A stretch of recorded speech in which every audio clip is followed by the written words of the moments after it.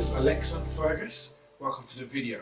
In this video, you're going to learn 3 things that will increase the amount of peace of mind that you have in your life. You'll also learn 3 things that will reduce the amount of peace of mind that you have in your life. And finally, you'll learn the ultimate source of peace. I can't wait to get into this. Let's get started.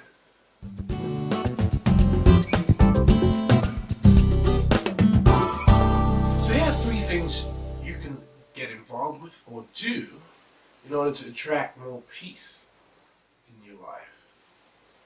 Number 1, talk to God.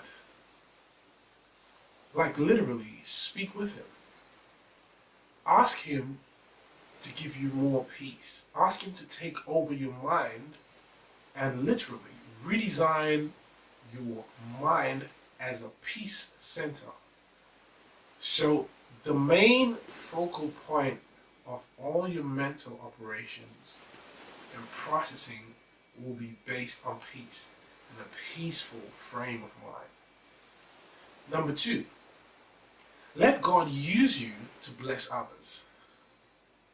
Now, when you get involved with this concept, it might seem a bit strange at first, but the reality is when you're used to bless others, it really does increase the amount of peace in your own life. Now, a simple decision to allow yourself to be used by the Creator is going to attract a lot more peace in your life. And it literally means living your life on purpose. See, there's nothing like being a valued vessel to the Creator of the universe. Now, just the thought of this experience will bring a lot more peace into your life just by thinking about it. So do this now. Allow God to use you, and you will increase the amount of peace in your life. Now, the third way you can increase the amount of peace in your life is to love yourself. Now, think about it. How much do you love yourself? Now, seriously, on a scale of 1 to 10, 1 being you really don't love yourself at all, and 10 being you just couldn't love yourself anymore, where would you find yourself? How much love do you have for yourself? Now go ahead, write down the answer. This is very important to really contemplate and reflect on this. Now that's just the first part of the exercise. The second part is ask yourself, how did I get here? It's very important that you ask. Now if you're between 1 and 9, your next follow-up question would be, what will take me from whatever number I'm at, if it's a 9 or an 8, what will take me from that number to a 10? And how can I start to effect that change in my life?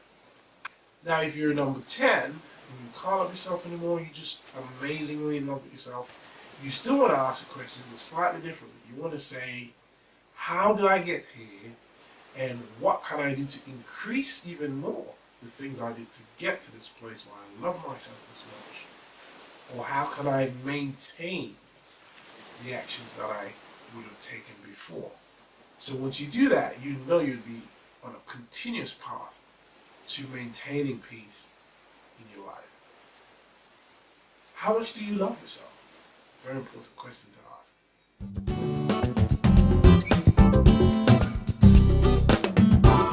Now I have 3 things that will kill your peace of mind. Number 1, holding on to guilt. Yeah, I said it. See, the reality is you have to forgive yourself. If you don't, it's going to eat you from the inside out, and you will stop respecting yourself. Now this is pretty deep, because so many times we delude ourselves into thinking that as long as we respect others, that they will automatically, magically just respect us as well. But you have to show people how to treat you. You have to teach them. And the best way to do this is to do it for yourself, on yourself. So you have to respect yourself, and the more you respect yourself, the more it will reflect outwards, and others will in turn know how to respect you. And just know that there is no negotiation on this subject. You just need to be respected. Now, the thing about losing your self-respect is everything else just goes downhill. Your career, your relationships, the way you see yourself, your body, your physique, because you probably stop exercising, you probably start eating lots of junk food, because you're demoralized, you're demotivated, you no longer like yourself, you've lost your self-respect. So you want to start by forgiving yourself for everything that you've done, that you're holding over your own head. Get rid of it. If you don't, you won't have peace of mind in your life. The second way you can prevent yourself from having peace of mind in your life, or the second thing that can restrict the amount of peace you have in your life, is allowing negativity into your life. Now, I've once heard the famous business philosopher, Mr. Jim Rohn, say that his mentor, Mr. Shoaff, always said to him, listen, stand guard at the doorway of your mind.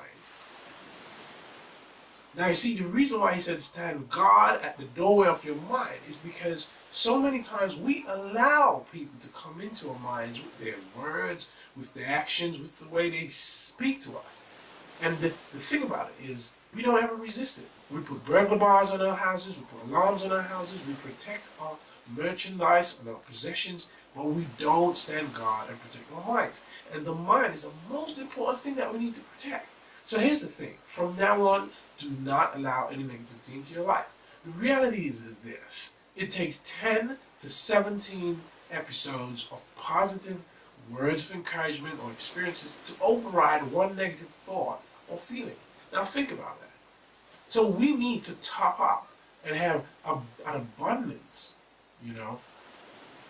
over the amount of positive ideas and feelings and abundance mindsets. We have to have way more than we need. Just stocked up as a repository of positiveness in order to deal with all the negativity in this world.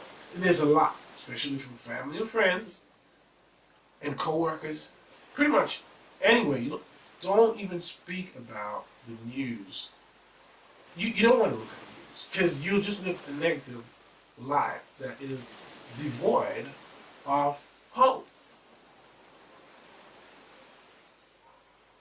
Do not allow negativity into your life. Now, the third way you can block the amount of peace you have in your life is trying to change others. Now, this one is huge. Now, I don't say to you, don't do it. Just stop. There is no way you can change others. Trying to change others is a futile activity, and you'll just wind up frustrated. Now, there are only two things that we have total control of. It's our mental state, the way we choose to feel, and our choices to make decisions. Those two things. And in fact, we have to make a decision. We have the ability to choose to make the right decision, which is to always maintain a positive state of mind. So those two things. Outside of that, we do not have total control. And once we get into that zone where we no longer have as much control, we start to realize that it's futile trying to change things, because we just don't have all the control factors in our hands. So when you try to change others, that is a whole different ballgame. They're their own person. They have their own will, their own decisions that they make, and their own state of mind. So trying to change that is like trying to lift the entire universe up with your bare hands. Think about that. Can you do that? It's impossible. So do not try to change others. Do not try to change others. I once heard Dr. Stephen Covey, the author of The 7 Habits of Highly Effective People. He said, never let the weaknesses of others have control over your emotions. Now, this is powerful. And the reason this is powerful is because so many times we see ourselves falling into a negative state, and it's on account of things and feelings of others. Nothing within ourselves, nothing within our control center. Now, I live by the mantra of never letting others have control of your emotions. So let's just think about this. Let's, for the next 30 days, try to ensure that we always maintain the areas where we do have full control, and everywhere else, we just let it be. If you're a believer, you pray. And you should be a believer, by the way. You should believe in God, because He is the creator of the entire universe. There's no other explanation for it. So just get with the program now.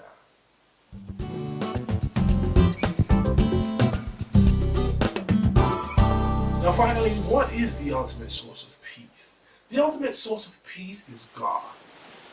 In the Bible it says, God will give you peace that passes all understanding, beyond cognition.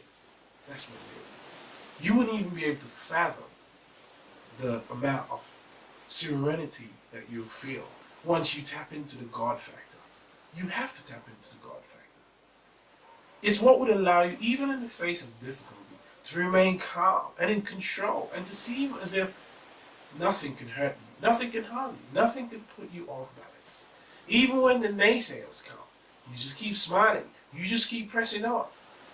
That is what you'll be able to do when you tap into God. So God is the ultimate source of peace in your life. Get to know Him and start a relationship with Him today.